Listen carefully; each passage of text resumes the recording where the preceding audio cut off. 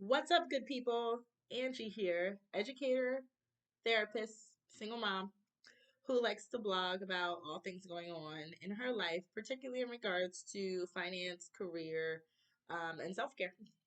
So, speaking of self care, two things. One, I have COVID. Yeah. So actually, my son tested positive for COVID yesterday. And while I was testing negative, the assumption is if he has it, I have it. And we've both been feeling pretty crappy. And we had a lot of situations at camp last week, which led to believe that yes, we probably would end up being sick. And here we are. But we are coming along just fine. Actually, I think the worst of it was the past 2 days, and I think I'm one day behind him. He was like up and playing yesterday, and I was dead to the world. Poor little guy.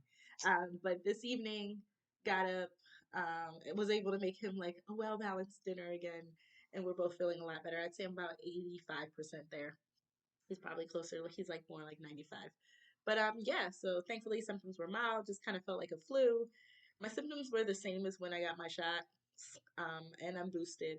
He's also vaccinated, so that I feel like that really helped. I am the vaccine queen. I promise you, I would probably not be on this planet if it weren't for vaccines. And I haven't talked about this yet. I will some other time. I was diagnosed with stage 1 cervical cancer about 6 years ago. It was 6 years ago. And it was due to HPV, which there's now a shot for.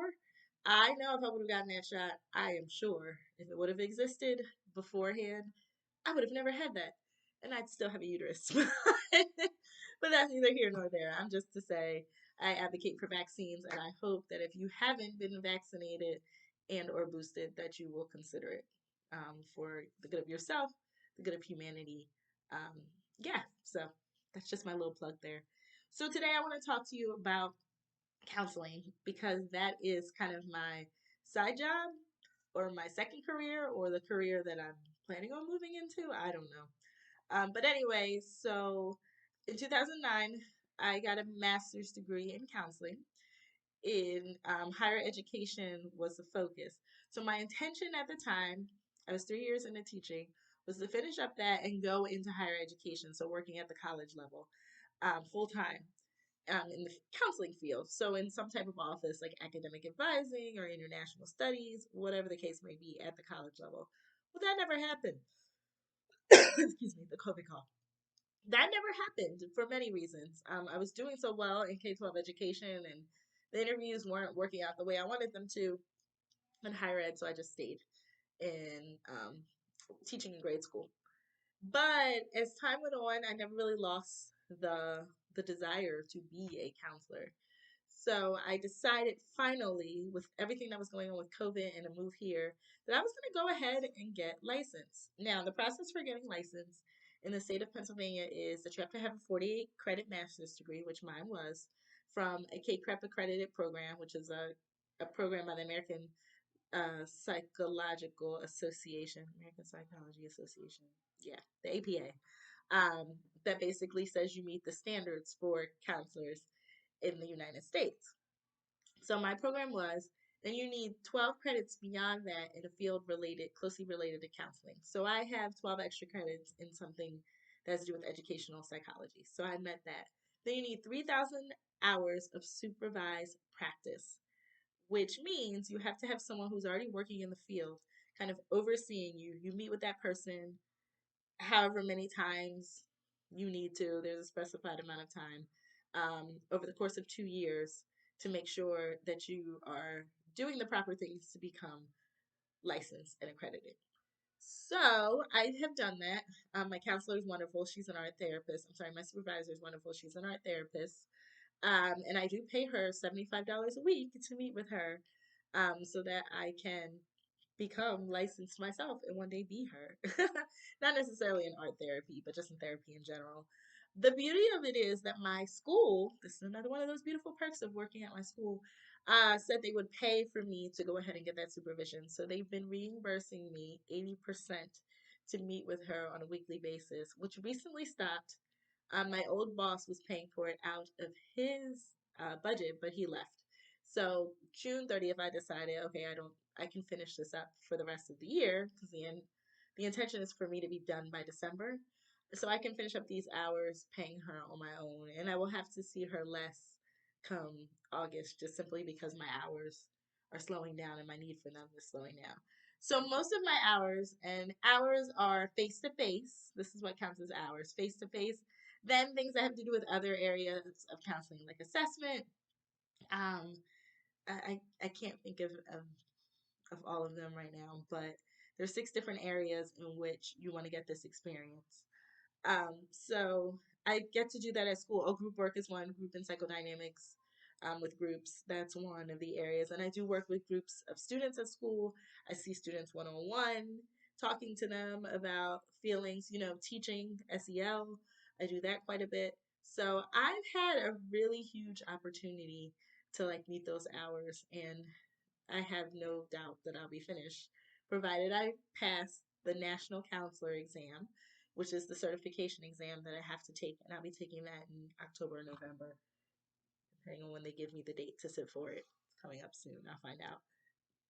So yeah, I've just been going through that process, um, trying to get that done, and looking forward to it. Now, I'm really conflicted because I would love to make therapy a full time role, but I just don't know realistically and logistically how that's going to look. I have to be honest that right now, I, really like all of the perks that go along with my job.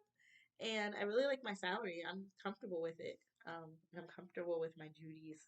So, like, thinking about leaving that to possibly go into counseling and have to lose insurance and figure out how I'm going to run a business by myself and taxes and get all these clients and do all of that on my own is a little nerve wracking. But I do like the idea of having my own business. I've even already started an LLC in anticipation of that. And seeing clients one on one and being able to do that on my own terms is something that I've been thinking about. So I don't know. It's it's it's out there. I've actually had a couple of interviews in some group practices. Have three more this week that I'm going to be talking to people about possibly doing something on my own. Or doing something outside of school, I should say. So, I mean, we'll see. Um, and then I actually have my own counselor now. I just started with her today. I had one before, but I felt like I outgrew her, and now I'm talking to someone else and see if she has any more insight. So I plan on continuing that process too. I will say that, I really support side hustles. I think they're a good way for you to get to make some little extra money and build up certain funds that you may be trying to build up.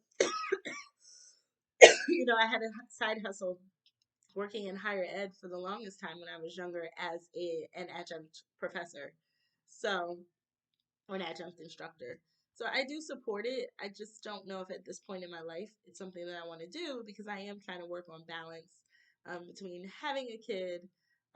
We're going to have a student staying with us for a little bit. So being a host mom and just trying to like exercise, eat well, take the naps I want, just like live a whole full life. So I do think I'm going to have to choose one way or the other, whether it be counseling or education at some point. But right now, I'm just going to be glad to have the credential. Similarly to how I felt when I got my principal certificate. I'm not using it per se, but I'm glad that I did finally go ahead and do it for myself and that I have it available. So, yeah, I don't know. If you guys have any thoughts, any insight, any suggestions, put them down below, and I will keep you informed of how things look when I am officially licensed. I mean, then I'll be able to take insurance, which is also going to be helpful because with insurance, you have more people who are able to actually pay for counseling and you can get reimbursed for that. So there's a myriad of ways I could go with this.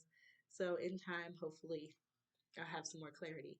Let me know what you do below. If you have any side hustles, if you have any thoughts about counseling, if you have any ideas in general, um, just for side hustles, put them in the comments and I will try to get back to you about it.